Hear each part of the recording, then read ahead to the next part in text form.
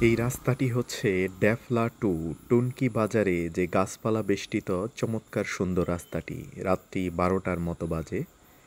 এবছর এপ্রিল মাসে পয়লা বৈশাখে যে দুর্মুঠে মেলা হয়,